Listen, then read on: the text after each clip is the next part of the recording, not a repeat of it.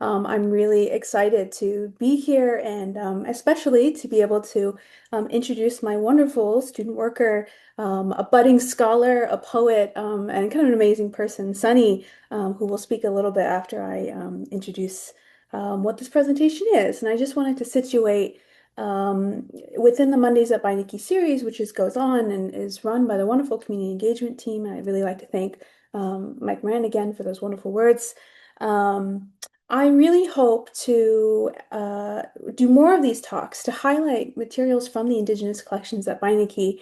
As you heard Director Moran say, I am the new curator for Indigenous Collections. So in the last year or so, the Beinecke curatorial department, which oversees the special collections areas, went through a big change, and a lot of new people have joined the department, including myself. And for the first time, there is a dedicated curator for Indigenous collections. I'm also co-curator for Western Americana and Americana with my other colleagues, Sarah Kais and Josh Cochran. And I've been really excited to kind of delve into figuring out how to care for these collection materials. And as you can imagine, there's a lot of work to do. There's a lot we have to get up to date with supporting thoughtful and exciting scholarship in Native and Indigenous studies, especially at Yale, where there's a new Native Studies certificate program. There's new faculty who teach each semester, and the program is really interdisciplinary because I think in Native and Indigenous studies, it's by necessity interdisciplinary. So you're going to hear a little bit about that and how Sunny and I have been thinking through archives and archival collections and what Indigenous collections are at large repositories like Yale. As I said, Sunny is the inaugural Indigenous Collections intern, has been working with me for a few months now, and has really been engaged in work that I think is both uniquely very broad and yet very minute, very detailed at times, and thinking through what it means to classify and categorize the histories, voices, and perspectives of Native and Indigenous peoples. So I'm sure a lot of you have had archival experience, but there are lots of different ways that language and text come into play to help process materials, to identify so that people can find them and access them when they're doing research, if they're doing family histories. And these different words and signs used to distinguish materials could be based on language, geography, time period, or materiality. So books, photographs, artwork, even within that, prints on paper, watercolor, there's like a whole host of words and different kinds of categories that Sunny and I have been going through. And I know she has learned a lot about. And we've been looking at materials at the Beinecke and looking at case models at other institutions and repositories, as well as tribal-run institutions and repositories, which are doing some really exciting work. And I think bring to kind of a critical point the importance of language within the archives. And so I don't want to take up too much of our time for Sunny Speaks. I'm really glad we got the land acknowledgement from Mike, but I wanted to also do kind of a different form of land acknowledgement. So for those of you who probably coming out of the month of Native American Heritage Month, which was November, you've probably heard land acknowledgements, which really help us situate the place of Indigenous peoples and kind of the tradition of the land acknowledgement comes out of actually a lot of legal activism that was going on in Australia in the end of the 20th century, kind of particularly in the 1990s, to really bring to point the actual land holders, people who had title, or people who were challenging non-Indigenous property holdings in Australia. And land acknowledgements really are used to remind us of our responsibility and our situation in place. And so I'm actually not zooming in from New Haven. I'm here in Nebraska. And I know Sunny, no, Sunny I think is in New Haven, but one thing I like to do with land acknowledgements is situate myself, and I'll introduce Sunny in a little bit as well to do that. And I was thinking a lot about this presentation and again, the form of language and what it means to be working with native texts and how for me, text and language means many different things. So I'm originally from Guatemala. I was born there, but I mostly grew up in the United States. Whoops. and I was adopted. And so I have my own kind of relationship with Indigenous communities, certainly not in the United States, but from where I'm from. And one of the things I've been doing since, many years back is trying to relearn my history, relearn my language, relearn my culture. And one of the ways I've been doing that is through weaving and really throwing myself into learning weaving patterns, what it means to weave, and the importance of weaving for Maya people in Guatemala and Mexico.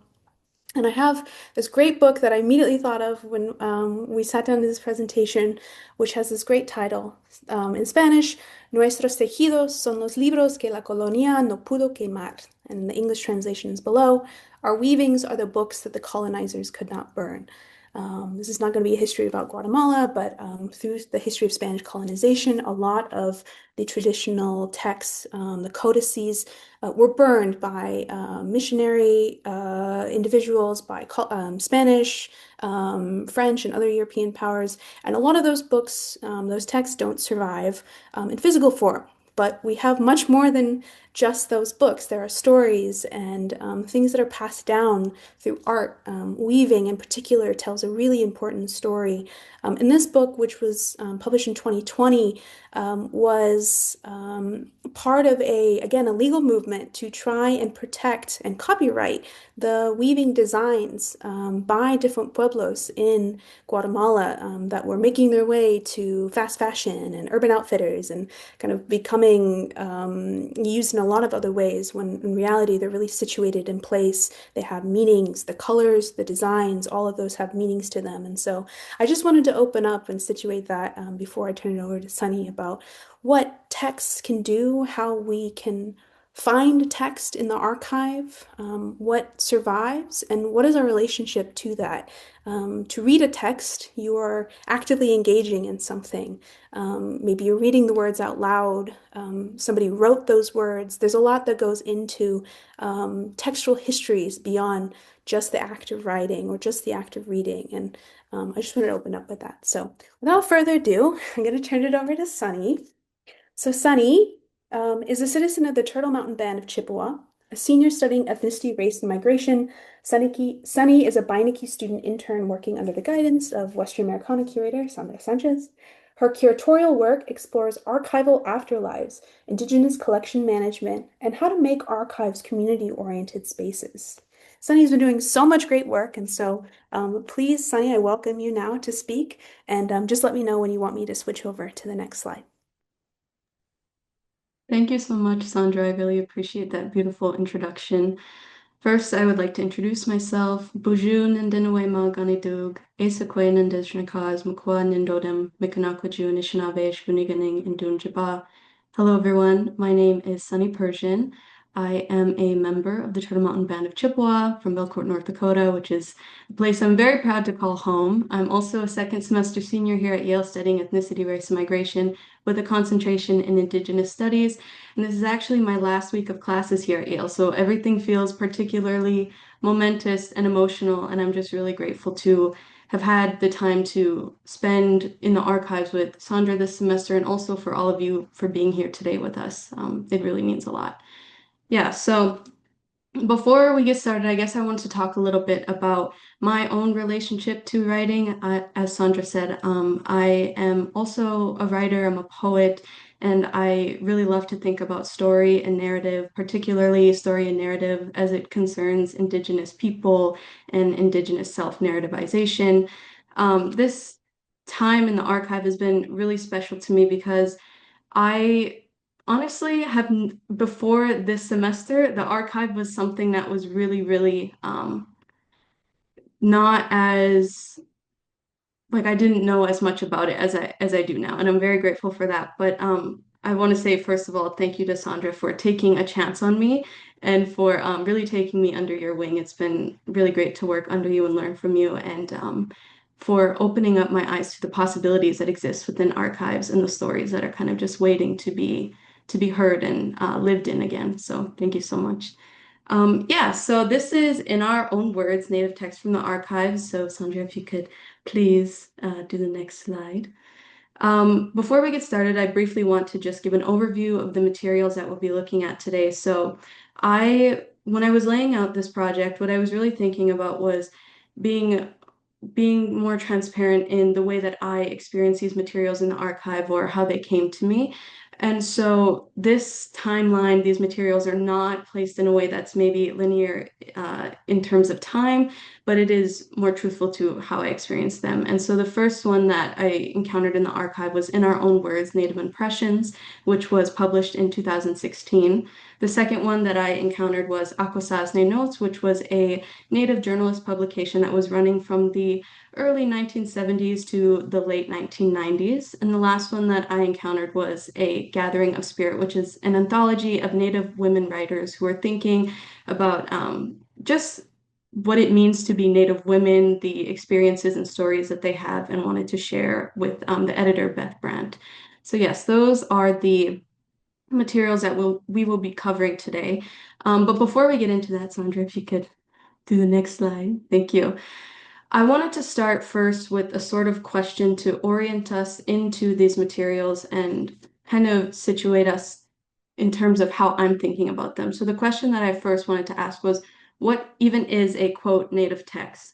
And this is a really big question. And honestly, I'm not sure that I am the person to completely answer this because it is such a big question. But I think through this talk, I will try my best to attempt at some sort of maybe not answer, but some sort of realm around or possible answer or place to think about it.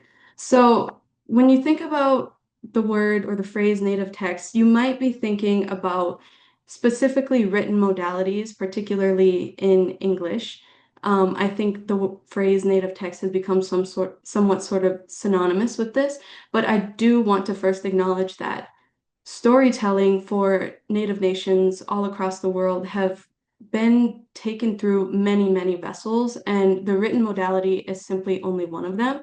But for the purposes of this talk today, I will be focusing on the written modality and sort of the forced inheritance that the native writers or the people who I'm thinking about have sort of come into and what I even mean by the word forced inheritance and how these texts are sort of reckoning with that or engaging with them or even releasing those tensions or maybe completely refusing them altogether.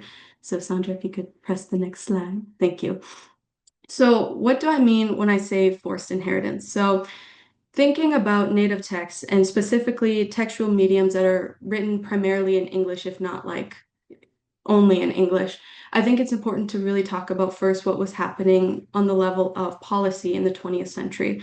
So at the turn of the 20th century and also at the end of the late 19th century, there was kind of two eras that were happening at the time. And one that I want to talk about is the allotment era, and the second one that I want to talk about is the assimilation era. So first, the allotment era, I think, is usually attributed to thinking about the Dawes Act of 1887, which broke up communally held tribal lands into individually owned allotments.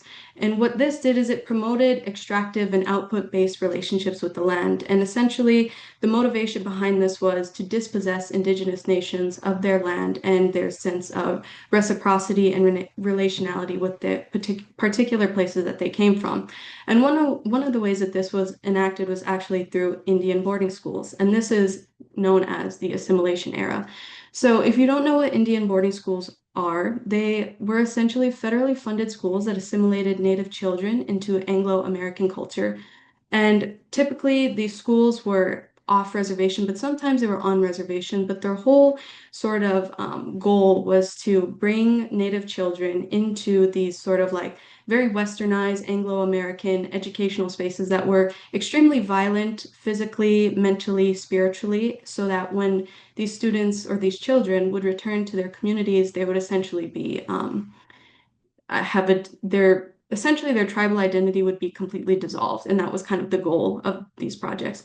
And so this is kind of where we see the institutionalization of writing in English in tribal communities, because at these schools, Native children are not allowed to speak their languages. They're actually punished if they are. Like it's a very, very militarized and cold, heartless institution that a lot of Native children are being forced into. And so I think the quote that I have at the bottom, "Kill the Indian, save the man," which was quoted from Richard Henry Pratt, who was actually the founder of Carlisle Boarding School, which was the first Indian boarding school in the United States. sums up, I think, what these sorts of policies are doing at the time and how, if you can go to the next slide, Sandra, please. And I think that speaks to how English and these sort of textual mediums that Native children and Native people are being forced into become implicated in this sort of colonial settler project that is happening as the nation state is forming. And so through my studies, what I've really been focusing on is how one, writing becomes an apparatus of nation state formation, but then also how Native writers, if you're looking at the people on the screen who are some of the first writers in the early 20th century who are coming out of these spaces writing primarily in English, like Zikala Shah, Mourning Dove, Charles Eastman, Daganawage, how they are then engaging this sort of medium and way of storytelling and communication that is one refusing, but also recognizing this sort of tensions that exist within these histories and how these sorts of things that they're writing, these textual mediums that we may encounter in the archive are reflective of these histories because they're never, they can never be completely disentangled. And I think that that's actually quite important to how we read these texts as a whole. So if you can go to the next slide, Sandra. Thank you. And so I guess the question that I have then is how do these Native writers engage these tensions?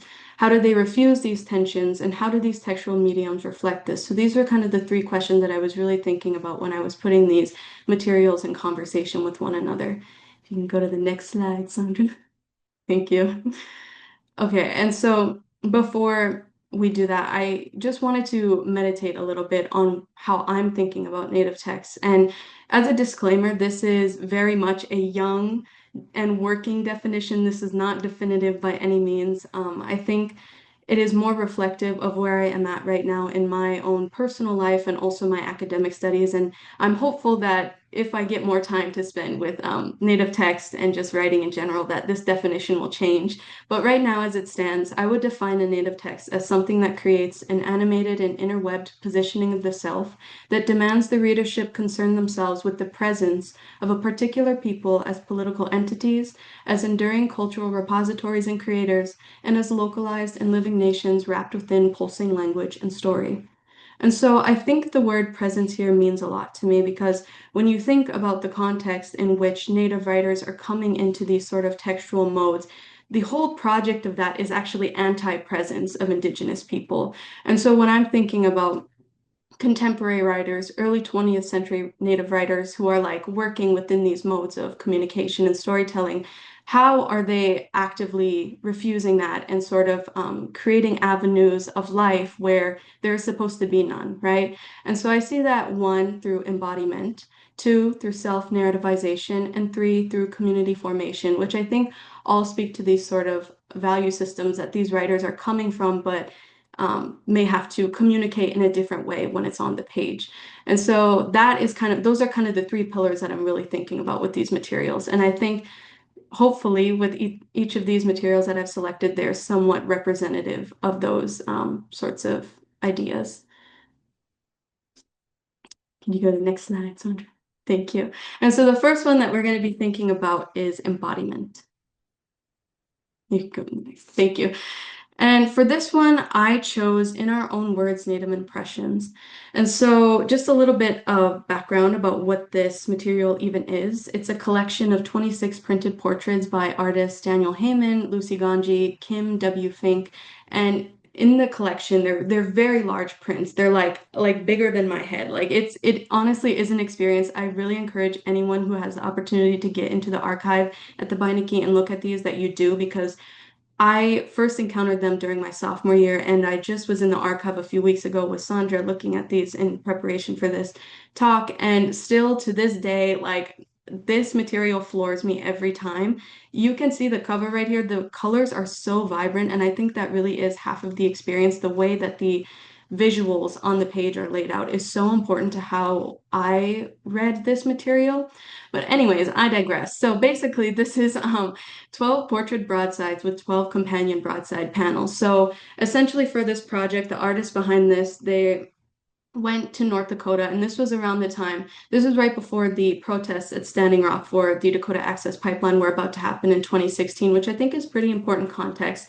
And if you don't know what the protest the Dakota Access Pipeline. Protests are, it was basically a gathering of a lot of indigenous peoples. I'm talking globally to Standing Rock in North Dakota, where they are basically protesting the creation of a pipeline that's going to run under the Standing Rock tribe and, you know, has the potential of poisoning land or poisoning waterways, which are like essential to the people and just like ways of life.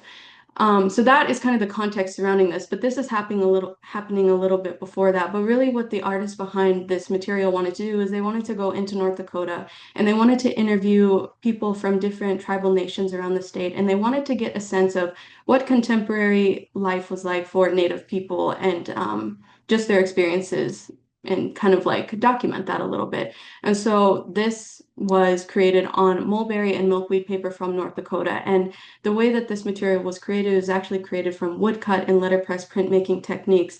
And something that I found so interesting about this was I was talking with my mentor, Sandra, and I'll be real, I have no like background in like printmaking techniques, but Sandra is so smart and knows everything. So they were like, yes, basically like wood cutting is a super cool technique because what happens during wood cutting is act let me explain this. Let me stop a little bit before that. Wood cutting is the photo that you see on the so the picture of the woman there who is Dr. Twyla Baker, that is created from a woodcut. So it's essentially this sort of technique where you have to account for the negative space in order to create the image and then impress it upon the page, which is super interesting when you think about the idea of like native texts and the kind of histories that these like texts are um, delineating from and thinking about the absence of a body or the absence of a person or a people and how these texts in particular who are thinking like so much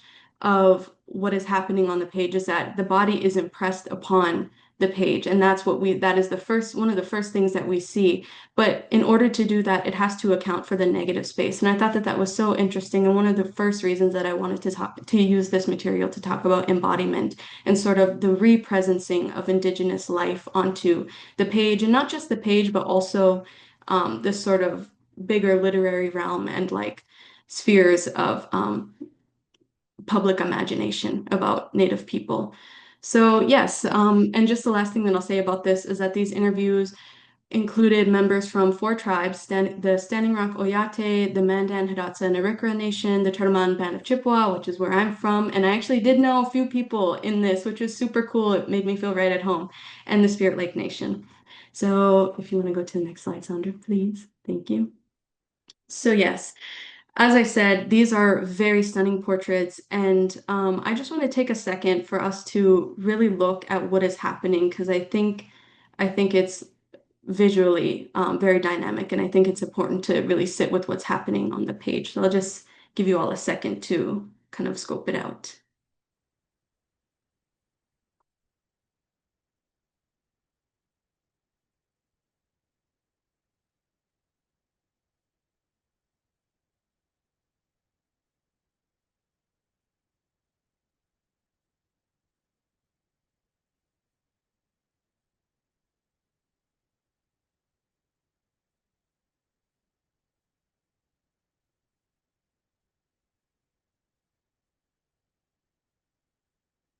All right, I know that was not a lot of time, but just for the sake of the time of this presentation, I think I really wanted to talk about just sort of the layout of the paper or the prints and how I think that they want to be read and what embodiment even means in this context. So if you see before us on all of these prints, there's sort of different font sizes, there's different font colors, there's different orientations of the font. But what really stays the same for each of these materials is the figures in all of them.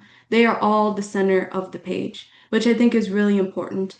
And something that I was thinking about when I was reading this, and I was trying to figure out how to even read this because it's nothing like I've ever seen before, honestly. Like, I've just never seen a text like this before. And so I was really struggling with this at first. But I think leaning into that is actually quite helpful for knowing how to read or experience these texts. So if you'll notice, like reading something like the first one, which is Dr. Twyla Baker, who is the president of a tribal college in North Dakota, who's an amazing person. She's super, super nice and down to earth, and so I just have to give her a shout out because she's super cool. But if you look at the portrait, which is on the left, she's the one in the blue. If you look at the bottom, not a question of readiness, but a question of willingness. I wasn't ready to be dean, but I was willing.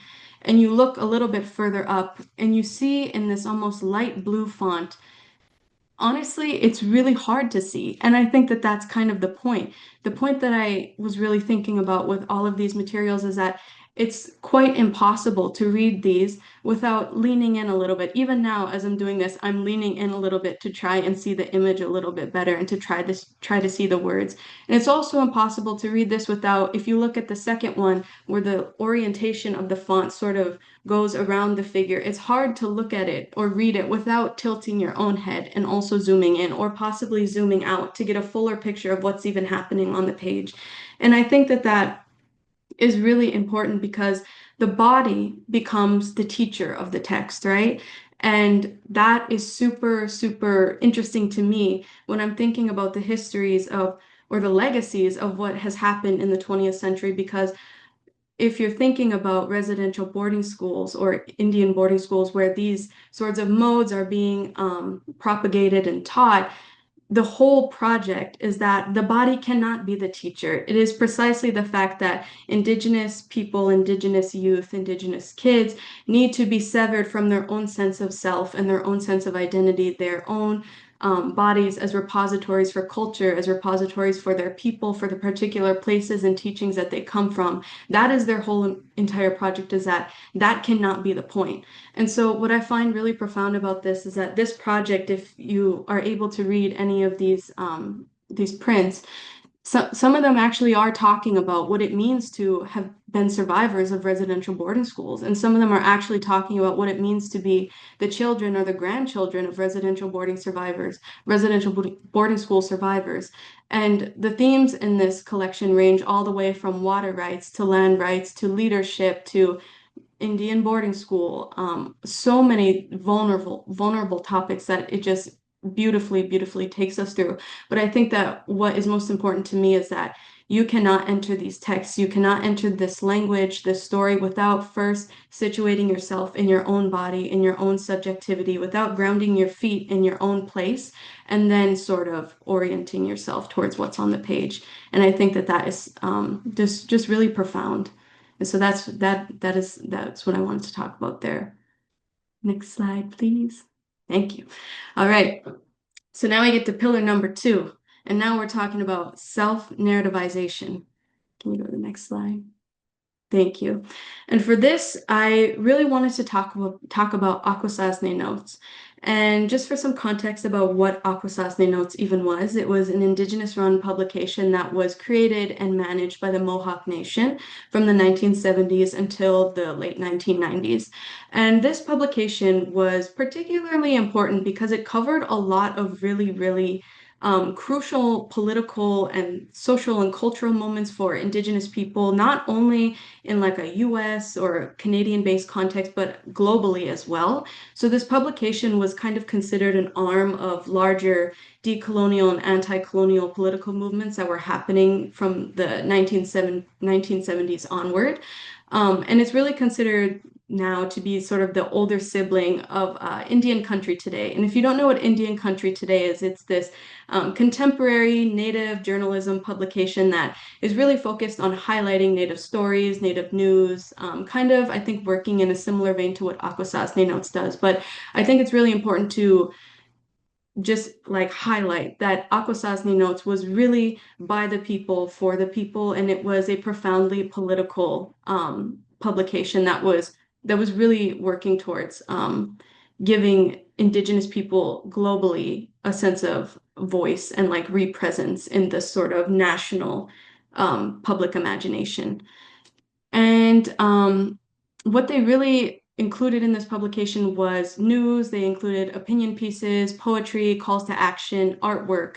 And the material that I found in the archive that I'll be talking about today is actually the centerfolds from the Akwesasne Notes publication. So basically what these centerfolds were is when you would get the publication, the newspaper, it would come with this poster that would be some sort of like artwork, and it usually have a quote or some sort of title to it, and people could then put this artwork on their wall in their home, around their communities, whatever. And it was sort of a really cool keepsake that I just represented, I guess, the ideals and values of Akwesasne Notes as a publication for Indigenous people. I'm going to go to the next slide, please. Thank you. And so the first material that I want to talk about is the centerfold that is Family Portrait. Now we are the ancestors of those who are not born yet. And this material is really, really cool. Just some context about Akwesasne Notes and the centerfolds that they use. They typically, it was not uncommon for them to use photographs that were made by white photographers in the late 19th century, early 20th century, that are particularly of Indigenous people in a very staged way, that are trying to represent a sort of maybe settler idea of like who Native people are. It's typically maybe a bit more archaic, maybe a bit more stereotypical when you think about just like settler representations of Native people. And so this image was really interesting to me because it's kind of, it feels a little bit similar in that vein. And when I encountered this at first, I was a bit, I'll be honest, I was a bit hesitant about it because I didn't know the tribe that was being photographed, and I also didn't know who was taking the photo. But when I talked with my mentor Sandra, they actually told me that this could be an opportunity to think about how to understand how to read Akwesasne Notes in the centerfolds that they're putting out. So I then was asking the question of, well, how would Akwesasne Notes want me to read this? And the first thing that stuck out to me was the title, Family Portrait, Now We Are the Ancestors of Those Who Are Not Born Yet. And what I think this really is a moment of is it is a moment of self-narrativization. And what I mean by that is the fact that even if I don't necessarily know who this tribe is, if I don't know who the people in the photo are, if I can't really name the photographer that's behind this, what I can see is that there is a narrative that is coming from Akwesasne Notes that is being impressed upon this image that is maybe more so reflective of what Akwesasne Notes as a publication is trying to do. And I think really what they're trying to do here is they're trying to use this moment that can possibly, that not even possibly, that definitely is tied to moments that are a bit more dispossessive, moments in history that are a bit more dispossessive or maybe lack moments or a sense of agency, and is refusing that and is almost subverting that in a way where they can then use it as an opportunity to say, well, this is who we are, this is how we see this, and this is what we want to share as a publication. And I think that that's really interesting because if you go to the next slide, thank you, it really becomes this moment where oh my gosh. Oh, sorry. Where what we're talking about here is sort of defamiliarizing what we know as Native narratives or narratives about Native people. And that's really where the self-narrativization comes in. So what was really interesting to me about this image in particular, which is another centerfold that was coming from Akwesasne Notes, is that it feels familiar in like the weirdest way. And I think that is what's so cool about it. So when I saw this initially, I was like, no, I don't think I've ever seen a native man on a horse as a statue, holding up a shopping cart. But I feel like I have seen that sort of statue in a very different way, all around like places across the United States. And I think that that was super interesting. And the quote that goes along with it from Vine Deloria Jr. is, "Our ideas will overcome your ideas. We are going to cut the country's whole value system to shreds. It isn't important that our numbers are few. We have a superior way of life. We Indians have a more human philosophy of life. We Indians will show this country how to act human."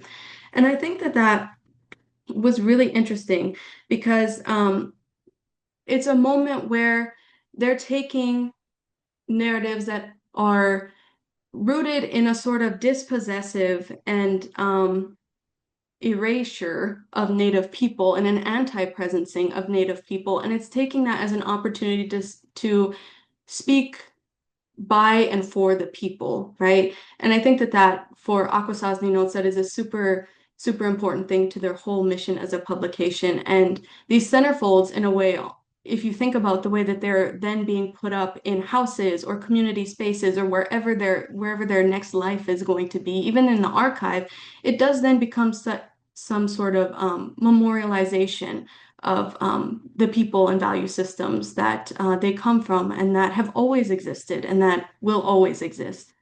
So that is kind of what I found really profound about Akwesasne Notes. And I just think everyone should check out Akwesasne Notes as a publication because they're just really incredible. But can you go to the next slide, Sandra? Thank you. The third thing that I wanted to talk about is community formation.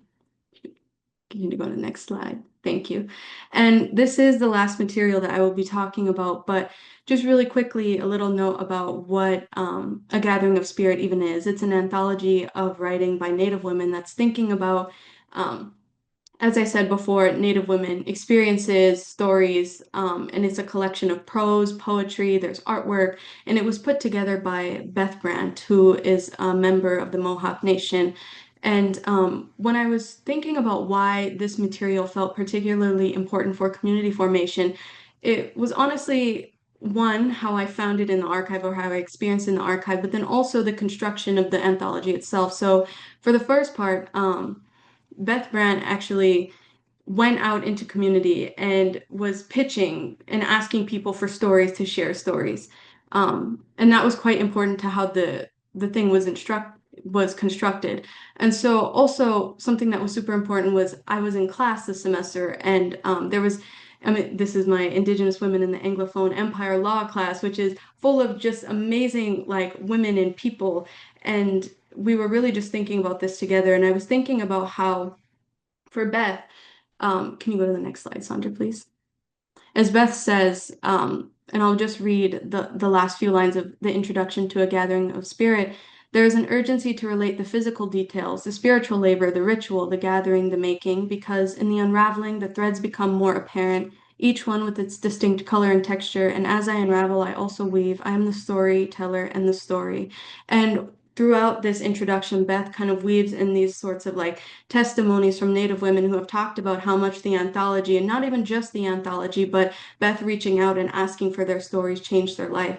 And I think that that's pretty crucial when thinking about just the entire legacy of coming into these sorts of modes of writing and this being the predominant or one of the predominant ways of storytelling in contemporary times, because there is room for the physical engagement, the community engagement, the sort of political organization of people around language. And that truly, I think what I want to highlight here is that so much happens before we even get to the page. And that is precisely what makes the page so rich when it's experienced. And none of us, I think for me at least, just coming out of my 4 years here and being really invested in Native texts as a whole and just Native literature as a whole, something that is really important to me. And I think why I just feel so grateful that I've gotten to spend the time with these materials is that I cannot come to these texts, to these pages, to the act of writing, thinking that I am without. And I think that that's really important because so many great minds and hearts and people and hands and stories really funneled through language are what give us these physical representations of community. And that's honestly how I read these texts. I read them as the physical representations of these active and living and ongoing people and places that exist within all of these writers. And so that was really what I wanted to highlight today, guys. I'm very grateful to have had the time to think deeply and hopefully intentionally as best I can about these texts. It's been really cool to learn from Sandra and also just learn from these texts. And yeah, something that is really important to me, and I think possibly the takeaway from me is that wherever the people go, I think the story goes, and wherever the story goes, I think the people go. And it doesn't really matter the vessel through which the story and language comes through. I think no matter how it's experienced, there's always going to be a sense of life there. And that is why I come back to the page and I come back to these texts. It's both an offering and a sort of honoring, hopefully. So yeah, thank you so much. Thank you so much, Sunny. I'm going to leave this up just in case people kind of wanted to have a chance to look at this. We'll turn it over to questions in just a little bit, but I wanted to just pull out a few things that you were saying here, which I think is so wonderful and I think speaks to your ability as a poet to teach people about language and text. I mean, I've learned so much from you and trying to think about the creative engagement and this idea of embodiment and really learning from your body. I'm finishing my PhD. You're an undergrad, you're writing papers, and you've been in several classes at the Beinecke. The experience of going to the archive can be such a isolating one, and I think anybody who's watching this, who's done research in archives, might empathize with this. When you go in, you go to a reading room, where you have to put all your stuff away. You know, you can't bring anything in. You've already, kind of selected the things you want to look at. Maybe you had a consultation, but you come into that room. It's often really cold. You go pick up your stuff, and then you sit there and you look at the material, or maybe you're taking photos of it and then you go, right? The bulk of what you're writing, your research project, journal article, whatever it is, likely isn't happening in that reading room. It's happening after, or before or during, right, this process. And something that I think you're speaking to here through embodiment, through thinking about nonlinear encounters of the archive um, is how your experience of your narrativization of this is what's driving. And I actually am really Mhm. compelled by thinking about the archive as an experience of narrativization, right? Because you're coming and looking at material and you're in relation with those materials, and especially when you're looking at Indigenous materials, you have this experience as you did, and I have all the time. There's so many things in an archive, and you both may have the experience of something that is very deep to you, very personal in the way that, you were telling me of seeing some of your community members in our words text, but then also looking Mhm. at photos, right? And oftentimes photos of Native people, especially historical photos, can be without a lot of context, or Mhm. context that maybe you don't have access to for different reasons, right? And how you sit with that, again, very disconcerting or even disorienting experience of both knowing and not knowing, to come back to the body and to come back to narrative, I think can really give us something to land in.